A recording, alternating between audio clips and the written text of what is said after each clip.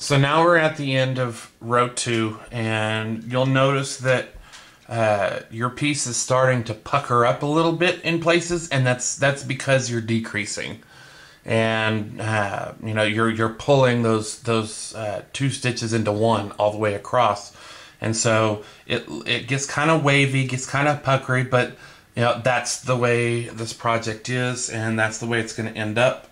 You know, there's nothing wrong with it. That's just what happens when you decrease your stitches. So here at the end, I've done my last, you know, 2 double crochet decrease, and so I'm just going to do a regular stitch in the final stitch from the previous row. If I can get my hook in there.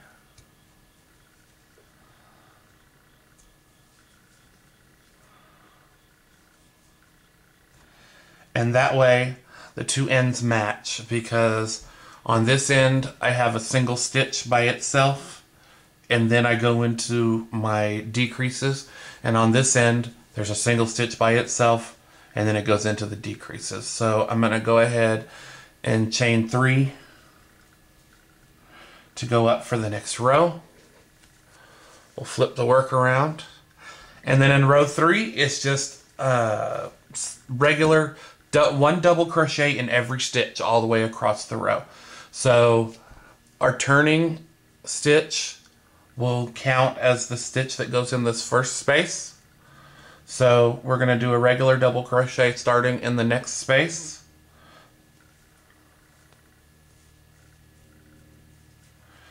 And then we'll just do a regular double crochet going to the next space after that again. We're going to do that all the way across.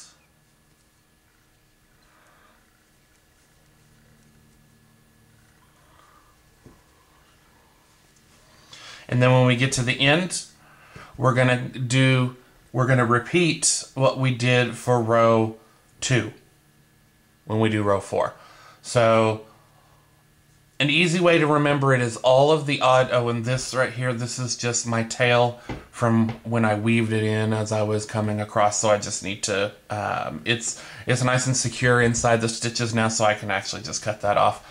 The easiest way to remember, all of your odd number rows are going to be just 1 double crochet in every stitch, and all of your even rows are going to have your decreases. And the thing is, with your decreases, you may have to, there may be some stitches on your decrease rows.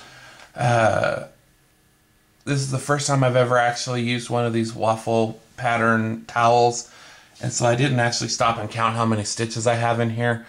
If you have an odd number of stitches, then your decreases won't work right.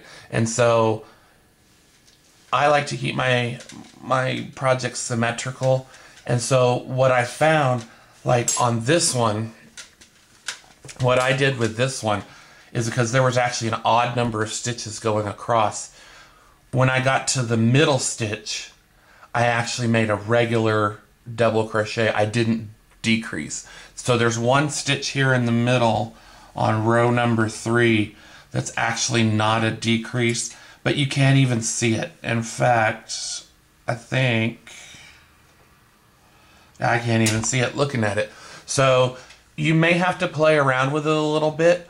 But then once you get done, once you get down to where you have approximately like 5 or 6 stitches left, then you just start building them up and just go back and forth and do maybe about, let's see, this one, it looks like I stopped when I got to 5 stitches.